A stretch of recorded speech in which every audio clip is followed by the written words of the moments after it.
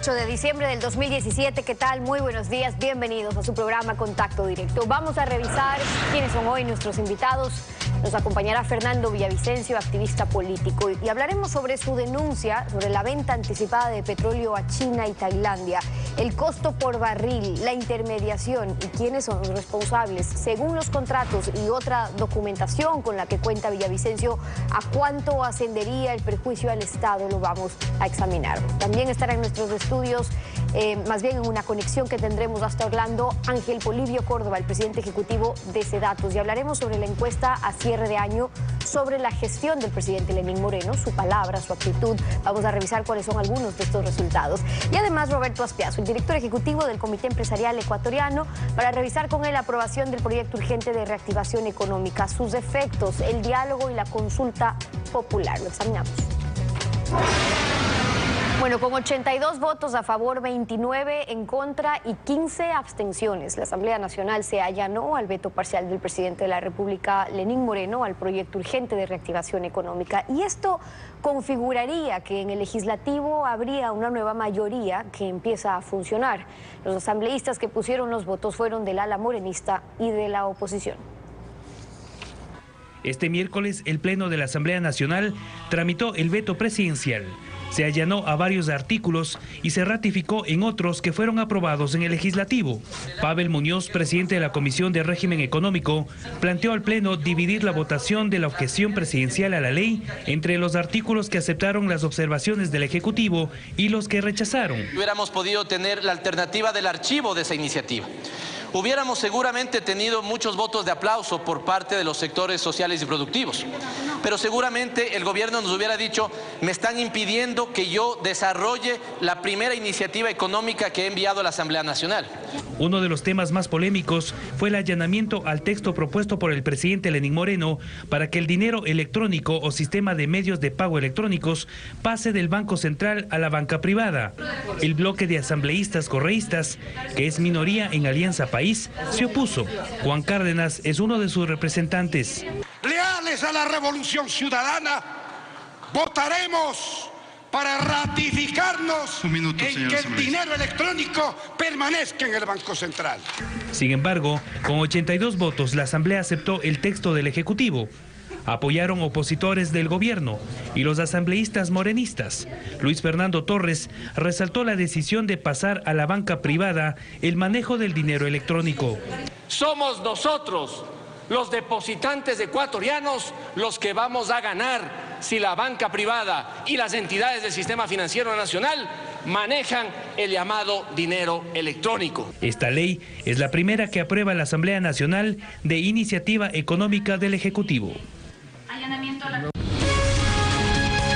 La actualidad, los protagonistas, el análisis y la información en Contacto Directo. ¿Qué tal, Lenín? Buenos días, ¿cómo te va? Muy bien, Estefi, un buen día para ti y para todos nuestros televidentes. Fernando Villavicencio se reunió con el presidente de la Asamblea, José Serrano, y tal como lo hiciera anteriormente con el presidente de la República, entregó documentación que refiere a renuncias sobre los créditos que de China y Tailandia llegaron en el gobierno anterior y que se pagaron y se pagan con petróleo. Fernando Villavicencio se encuentra en los estudios de la capital. Buenos días. ¿Cuáles son las irregularidades que constan en esa documentación? Buenos días, Lenín. Cumpliendo con mi compromiso y con este llamado que hizo el presidente Lenín Moreno, en las últimas horas acabo de presentar efectivamente a la Asamblea Nacional, a la primera función del Estado, 136 cuerpos con pruebas de la más importante investigación que he realizado en estos últimos 8 años y una denuncia muy bien estructurada jurídicamente, conversada con importantísimos abogados del país. Recuerde, Lenín, que lo primero que hice al llegar de mi exilio en Perú fue a día seguido presentar esta misma denuncia al fiscal Carlos Vaca Mancheno. Han pasado 2 meses y medio y hasta el día de hoy el fiscal no me ha llamado siquiera a reconocer la firma. Él está muy preocupado en perseguirme. Sin embargo, también le entregué esta misma documentación al presidente Moreno, me invitó gentilmente a Palacio, le he explicado la magnitud del problema, le he dicho: presidente Moreno, estamos frente al caso más grande de corrupción del país. Y por supuesto también me reuní con el ministro de Hidrocarburos, Carlos Pérez, para decirle tiene todo mi apoyo en esta lucha contra la corrupción, si esa es la voluntad del gobierno. Lenin, compatriotas. Fernando, usted ha señalado que se recibieron 18.170 millones de dólares a cambio de 1.204 millones de barriles de crudo que se entregan a Petrochina y a Unipec. Resulta que si hacemos una división simple, el valor de negociación sería de $15.09 y en el mercado internacional promediaba por encima de los $70 el barril. ¿Qué lleva al gobierno anterior a hacer una negociación de esta manera? Ayer el expresidente Correa estaba en su cuenta de Twitter intentando desmentir esta información que es originada en Petroecuador. Aquí está, expresidente Correa, no hay que perder la memoria. Usted autorizó la contratación de líneas de crédito y preventas y maquilló parte de la deuda pública como preventas, pero es deuda. Hablamos de 18.170 millones de dólares contratados con la banca china y con empresas de Tailandia, con intereses chulqueros que van del 7 al 8,25%. Y lo más grave, el expresidente Correa dispuso vía decreto que ese petróleo sea garantizado y pagado con la provisión de cargamentos de petróleo. Hablamos de 1.204 millones de barriles que el expresidente Correa comprometió hasta el año 2024 para pagar a chinos y tailandeses. Ese petróleo, Lenin, se vende a China y Tailandia no al precio del mercado, se vende a precios descontados, más o menos entre $4 promedio. Esta es la investigación y los documentos que yo probé en mi investigación en Perú. Aquí está, Lenin, a qué precio Perú compra el petróleo ecuatoriano con licitación a precio de mercado. Por ejemplo, el año 2012, $102 el barril.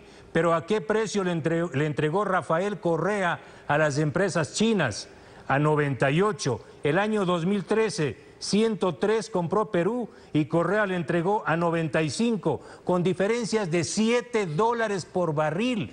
¿A dónde fueron esos $7, esos $4, esos $3? A los bolsillos de los intermediarios, poderosas empresas que en mi investigación se han logrado identificar, porque no es Petrochina, no es Unipec y no es Petro-Tailandia las que cargan el petróleo en Esmeraldas y revenden a Perú, Chile y Estados Unidos. No, expresidente Correa, usted autorizó para que grandes traders, como aquí está el contrato que por primera vez se va a exhibir al país, el contrato de fletamento de buques, información oficial de Flopec. Ustedes pueden ver cuál es la empresa que contrata los buques a nombre de Petrochina. Ursa Shipping, Taurus Petroleum. Taurus Petroleum. ¿Y quién representa a Taurus Petroleum en el Ecuador? El poderoso bufete de abogados Bustamante y Bustamante. Aquí está el nombre del abogado Bayardo Poveda Camacho, primo hermano del exministro coordinador de los sectores estratégicos Rafael Poveda Bonilla, de su ministro, señor Correa. Fernando, aquí está la foto. Fernando, pero intermediarios... Si me permite, Lenin. Sí. Le quería consultar, Fernando, porque intermediarios ha habido siempre en la negociación petrolera. El Ecuador quizás desde que se terminó el convenio con Texaco, el consorcio con Texaco, no ha vendido directamente a refinerías. Entonces, ¿cuál es la diferencia entre lo que ocurría antes y lo que pasó en la última década?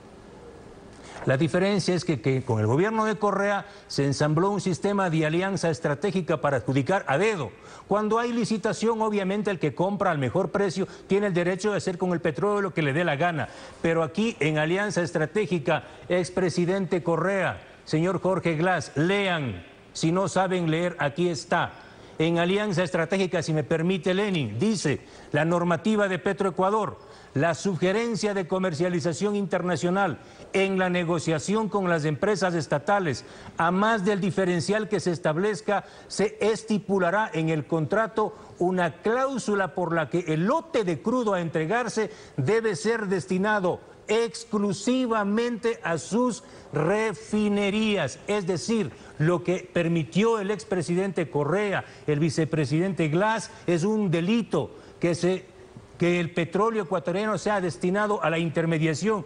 Y algo más contundente, no es Villavicencio nomás, expresidente Correa. Aquí está el oficio de la exministra de Finanzas del año 2009, donde le exige a usted y le exige a Petroecuador que saquen del contrato la cláusula de libre destino, porque esta cláusula le permitiría a Petrochina hacer millonarias ganancias con el petróleo ecuatoriano. Es decir, expresidente Correa, usted sabía que se iba a hacer un millonario negociado con la intermediación del petróleo y usted permitió que el petróleo ecuatoriano sea revendido. Aquí está otra carta de Diego Borja, donde dice también que no se debe garantizar el libre destino en los contratos. Y vean quién firma, quién autoriza a ecuatorianos, porque aquí se habla con documentos. ¿Quién autoriza la entrega del primer contrato de petróleo a Petrochina y la línea de crédito? Wilson Pastor Morris, Jorge Glass Espinel, Diego Martínez y Marco Calvo Piña. Esta es el acta del directorio de Petroecuador, donde se autoriza a entregar a las empresas chinas nuestro petróleo. Fernando, esa es la realidad. Fernando, durante el gobierno anterior siempre se dijo que los recursos que venían de China, de Tailandia, no constituían deuda porque no eran créditos, sino ventas anticipadas de crudo. Usted está demostrando que eso no es así. El expresidente, siempre se me queda eso de presidente, el expresidente Rafael Correa, con decreto 466, que está aquí, autorizó la contratación de líneas de crédito y que se paguen con petróleo. ¿Y luego para qué? Para no rebasar el 40% del Producto Interno Bruto que establece la Constitución, el gobierno de Correa maquilló tramos de esa deuda y los convirtió en preventas petroleras. Pero son deuda. Mire lo que pasa con el contrato de Petro-Tailandia. Petro-Tailandia le entrega en 9 tramos 2.500 millones de dólares. Yo le he dicho al presidente Moreno y le dije al ministro de Hidrocarburos, identifiquen de dónde vino la plata, de dónde vino, porque en ese contrato, compatriotas y Lenin, no hay un colateral, no hay un banco.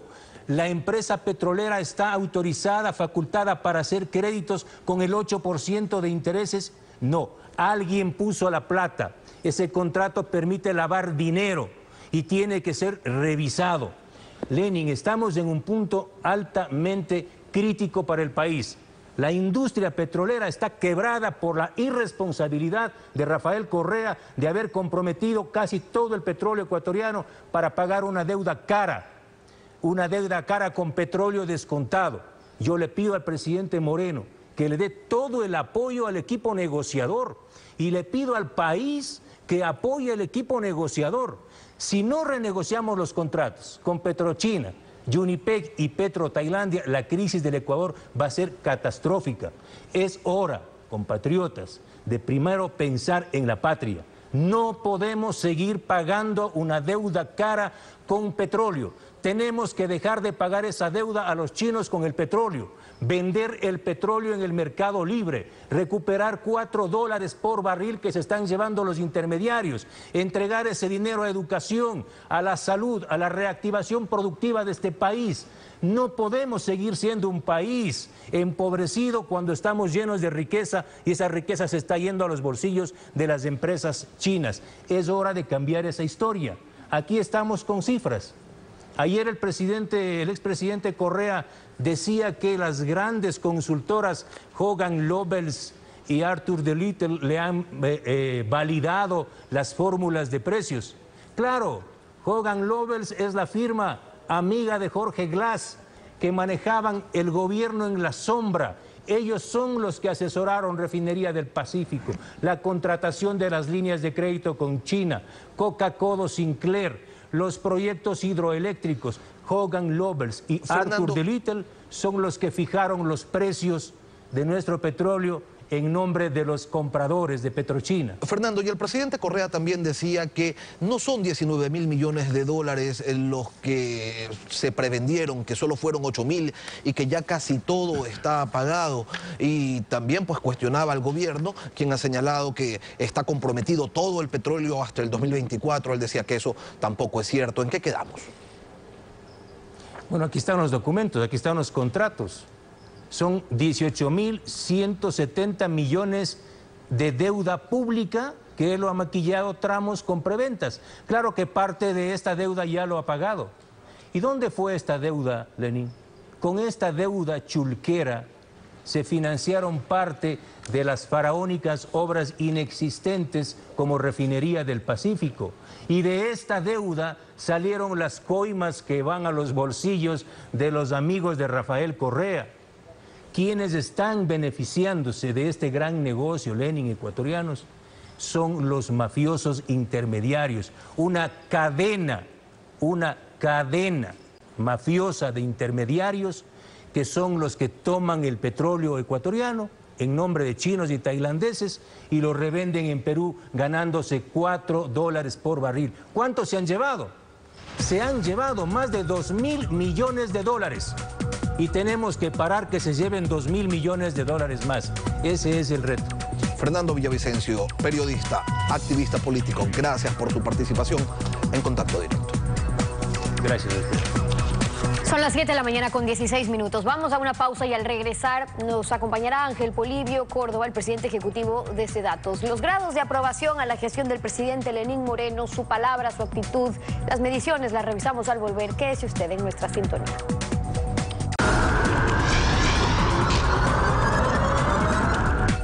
SEDATOS acaba de hacer una encuesta para medir la aprobación a mandatarios, al presidente Moreno, su gestión, la credibilidad y también la confianza en asambleístas. Una encuesta con un tamaño mensual promedio de 2.200 hogares, un nivel de confianza del 95% y un margen de error del 3.4%. Con eso en mente, Ángel Polibio Córdoba, presidente ejecutivo de SEDATOS, bienvenido a Contacto Directo. Mucho gusto. Un gusto saludarlo también. Este fue un estudio hecho entre el 6 y el 12 de diciembre. Vamos directo a la aprobación del nuevo gobierno del presidente Moreno. Empezó con el 66%. ¿Y qué pasó? Bueno, el presidente Moreno recibió una aprobación de 66% cuando comenzó su gestión. Hubo un incremento en julio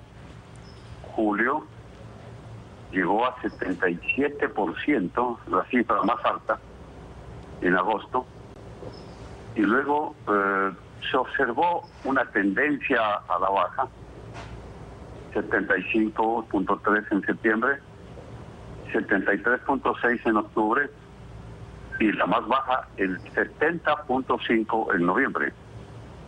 Y en diciembre se observó un incremento leve, fijando en 70.9.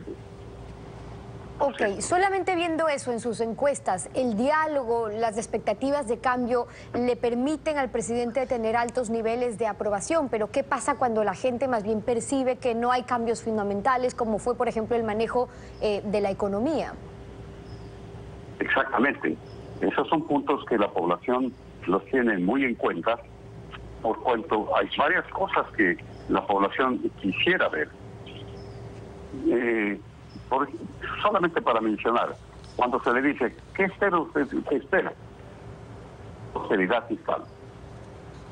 Lo que se viene, que se proyecte una consulta popular limpia, que haya un verdadero respeto a los derechos humanos, que haya una transparencia estatal efectiva, lo que aspira a la población, cero corrupción, una seguridad jurídica que la población realmente perciba, porque esto es bastante serio, sobre todo los que hemos sido objeto de una situación tal que nos ha llevado a situaciones muy difíciles.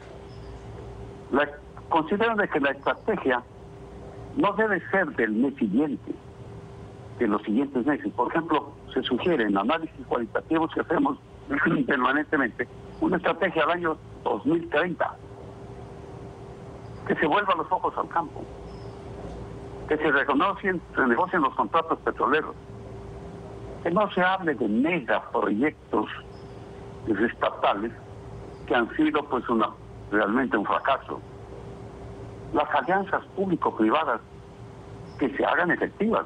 Claro, es un poco hablando, Ángel Polibio, a propósito de las expectativas que puede tener la gente una vez que hay expectativa de cambio también en el nuevo gobierno y cómo se va afectando esos grados que ustedes miden en función de ver los hechos o no, pero también con las acciones se afecta o no la credibilidad de la palabra, y esa medición que hacen ustedes es importante. La credibilidad es la demostración de confianza en la actuación de un mandatario. ¿Cómo están esos números?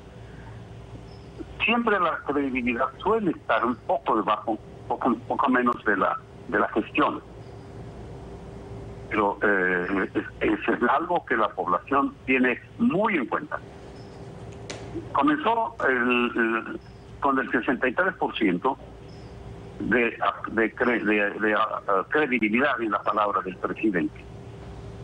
Mes a mes, hasta el mes de agosto, digamos, julio 67.6, agosto 67.2, decayó hasta el 62.4% en noviembre, como efecto justamente de que se hablaba de que se sigue con el mismo equipo de trabajo, que los diálogos no pueden ser efectivos como se esperaban, y bajó entonces en noviembre 62.4. Con la convocatoria a la consulta popular y todo lo que se hizo en materia de corrupción, subió al 62.8%, que es la última medición, con tendencia a crecer.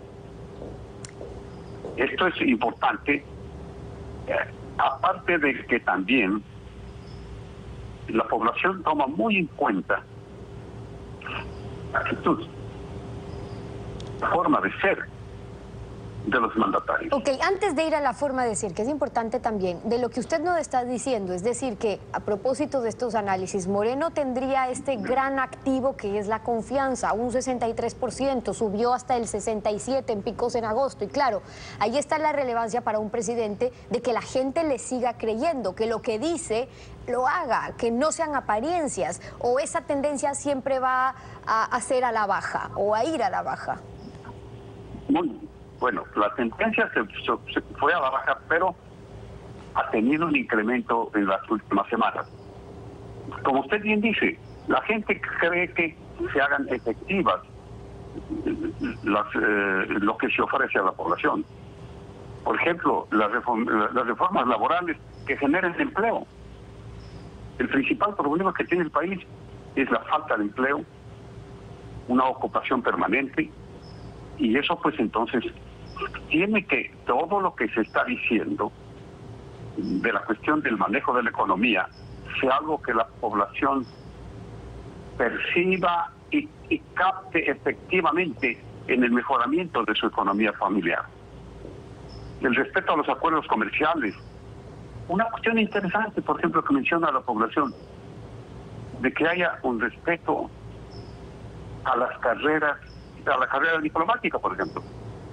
La reestructuración de Cancillería o la reestructuración de algunos entes oficiales con la participación de personas que realmente proyecten confianza, que proyecten un cambio que efectivamente se lo quiere hacer.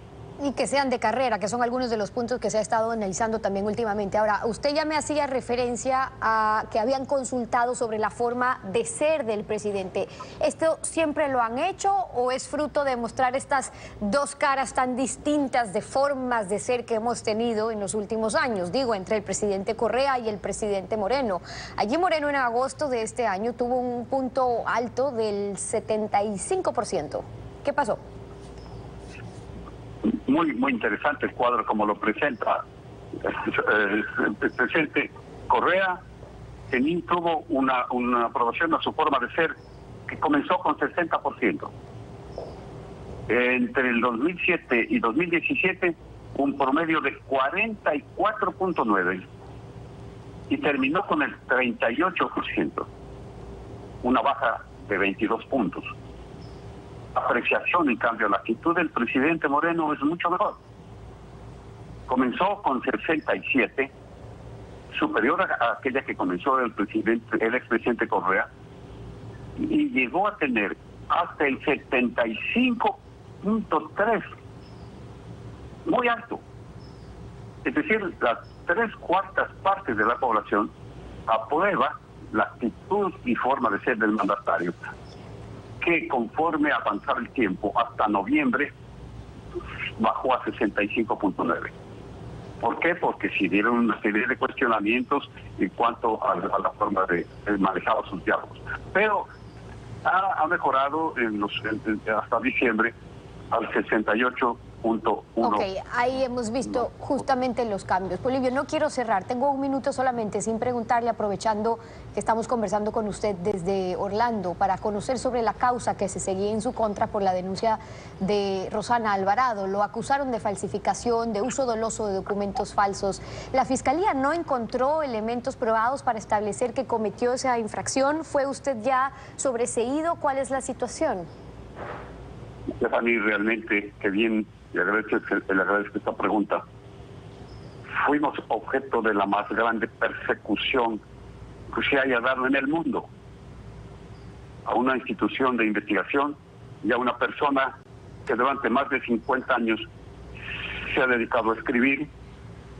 Sus libros son textos universitarios, las metodologías están utilizadas en muchos países, y en una forma totalmente irresponsable se lanzó contra nosotros una acusación. ¿Y qué dice la jueza, la doctora jueza? La Fiscalía, en su investigación, dentro del plazo de instrucción fiscal, no ha recabado indicios probados, graves, precisos y concordantes para establecer la existencia de la infracción. Pues como se ha determinado, Fiscalía se encuentra impedida de sostener una acusación y establecer la responsabilidad a la persona jurídica Centro de Estudios y Datos con su representante Ángel Polibio Córdoba. De esta manera, entonces, no ha llegado a determinar responsabilidad alguna. Yo diría, lo único que se ha determinado es la habilidad de la denunciante, que valiéndose de redes y hackeos de personas que no se sabe de quién se trata, hizo como que fuese una asociación como la nuestra. Son algunas de las reacciones de la solidaridad que hemos recibido. Gracias, Ángel Polibio Córdoba, también por aceptar esta entrevista, el presidente ejecutivo de Sedatos, acompañándonos hoy desde Orlando. Gracias por haber estado con nosotros. Muy amable. Feliz año. Igualmente, nos tenemos que ir a una pausa. Al regresar ya está en nuestros estudios Roberto Aspiazu, el director ejecutivo del Comité Empresarial Ecuatoriano. Revisemos el proyecto económico urgente listo para su publicación ya en el registro oficial.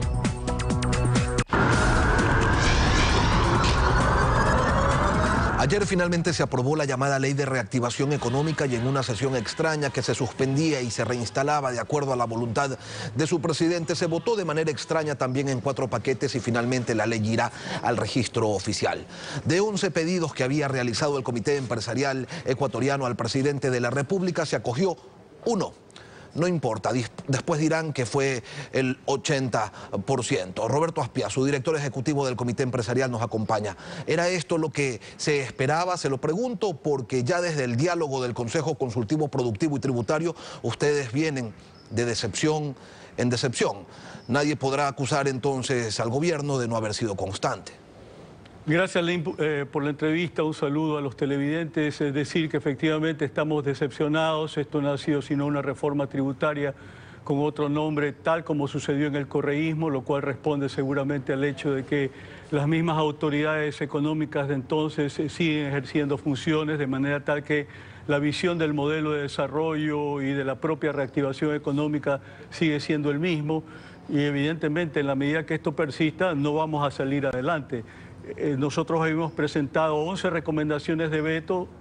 Por supuesto, apenas una fue acogida por parte del Ejecutivo y en esos términos, obviamente, nosotros esperamos mucho más, pero pensamos que seguramente hay que hacer acopio de paciencia y esperar hasta la consulta popular de febrero para entonces ahí ver qué es lo que hace en la parte económica el gobierno verdaderamente en serio, porque el modelo no es sostenible. Básicamente este año hay crecimiento porque ha habido contratación de deuda pública por 12.600 millones de dólares durante 2017, pero sabemos perfectamente bien que eso no es sostenible. Los correístas de Alianza País de plano rechazan la participación de la banca privada en el manejo del dinero electrónico. Los morenistas no es que estén del todo convencidos, sin embargo, exhiben como un gran logro el haber aprobado ayer aquello. Sin embargo, la ley contempla elementos que no son necesariamente positivos y que van a tener efectos en la liquidez del sistema, la entrega de créditos, discrimina a los accionistas privados.